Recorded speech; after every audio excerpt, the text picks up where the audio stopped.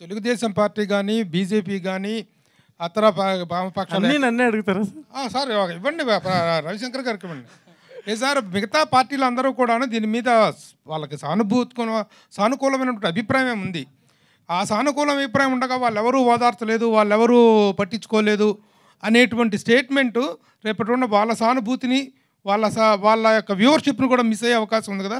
నిజంగా వాళ్ళు ఎవరు సపోర్ట్ చేయలేదా? పవన్ కళ్యాణ్ కానీ నేను ప్రశ్నించాను, వెనకాల ఎవరైనా వచ్చారా? రాజధాని ఫైల్స్ అని నేను రాష్ట్రం గురించి ప్రశ్నించాను, ఒకళ్ళు కామెంట్ చేశారా? రాజధాని గురించి నేను తీస్తున్నాను రైతుల గురించి అని ట్రైలర్ మొదటి నుంచి వ్యతిరేకమే కదండి. జనసేన కానీ తెలుగుదేశం పార్టీలు కానీ వ్యతిరేకంగా ఉన్నాయి. మీరు పొలిటికల్ సినిమా తీస్తూ పొలిటికల్ కాదు అనేటువంటి దానికి ఎందుకు వెళ్తున్నారనేది అర్థం కావట్లేదు. ఇది పొలిటికల్ సినిమా కానే కాదు, ఇది రైతుల సినిమా. ఆయన అడిగారు దీంట్లో చంద్రబాబు నాయుడు గారి పాత్ర, పవన్ కళ్యాణ్ గారి పాత్ర ఉంటుందని. ఓకే, ఇవేమి ఇప్పుడు మేము డిస్క్లోజ్ చెయ్యం. కానీ ఇప్పుడు ఇక్కడ చెప్పింది ఏంటి, మేము బాధపడ్డ వాళ్ళు, బాధ పెట్టిన వాళ్ళు మాత్రం డెఫినెట్గా ఉంటారు సినిమాలో. ప్రభు గారు మీరు సీనియర్ జర్నలిస్టు, నేను 20 ఏళ్ళ నుంచి చూస్తున్నాను మిమ్మల్ని. కనీసం మేము చేసిన చిన్న ప్రయత్నాలన్నా మీరు ఎంకరేజ్ చేయాలండి. మీ ప్రయత్నాన్ని ఎలా ఎంకరేజ్ చేయాలో మాకు తెలుసు. We know how to encourage such a wonderful concept. మేము కాదంటలేదు, కానీ టు వాట్ ఎక్స్టెంట్ వాదార్చలేదు సార్, ఎవరు వాదార్చలేదు సార్. రాజకీయం వేరు, నిజ జీవితం వేరు. రాజకీయం వేరు, నిజ జీవితం. అక్కడికి వెళ్ళి చూస్తే నిజ జీవితం తెలుస్తుంది మీకు. మేము అడుగుతుంది కూడా మీకు. Thank you very much. మీరు కూడా మిస్అండర్స్టాండ్ చేసుకోవట్లేదు, నేను చేసుకోవట్లేదు. తెలుగుదేశం కానీ జనసేన కానీ బీజేపీ కానీ పార్టీల ప్రస్తావన అనవసరం అండి. రాజధాని మ్యాటర్ మీద సినిమాలో ఏం లేకపోవచ్చు అండి, సినిమాలో లేకపోవచ్చు. ఉన్న కాన్సెప్ట్ లో వాళ్ళు సానుకూలమైనటువంటి స్పందనతోనే ఉన్నారు, మొదటి నుంచి ఇదిగానే ఉన్నారు. వాళ్ళు చెప్పాలి సార్, అది సానుకూలంగా. ఎన్నిసార్లు రాజధానిలో పవన్ కళ్యాణ్ పర్యటించలేదు, అమరావతి ఏరియాలో ఎన్నిసార్లు బీజేపీ వాళ్ళు సానుకూలంగా మాట్లాడలేదు, తెలుగుదేశం మొత్తం కూడా దిగుంది కదా. మీరెందుకు వాళ్ళు లేరు, అది రాజకీయం కాదని చెప్పి దాన్ని ఎందుకు స్ట్రెస్ చేసి? నిజంగా వాళ్ళు లేరండి మా సినిమాలో, లేరు. సరే ఓకే, అది మీ ఇష్టం. మాకెందుకు, మీకు ఇస్తుందో లేదో మాకు అనవసరం.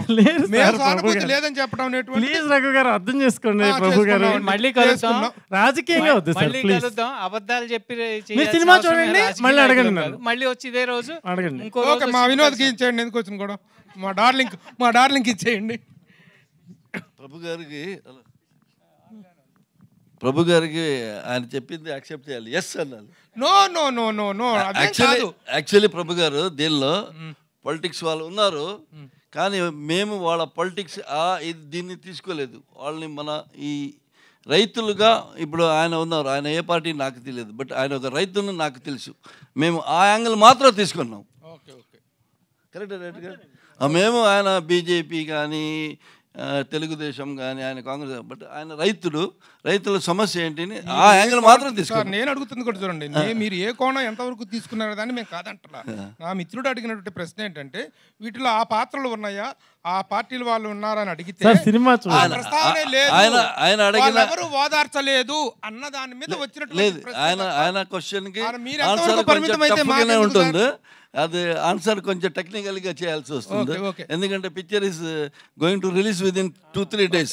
We don't want any confusion. That's the reason we are giving clarity. Okay, మీకేమీ బెదిరింపులు రాలేదు ఈ క్యారెక్టర్ చేస్తున్నందువల్ల? మీరు ఎలాంటి స్టాండ్ తీసుకున్నారు? నేను బెదిరింపు గురించి 1% కూడా ఆలోచన చేయలేదండి.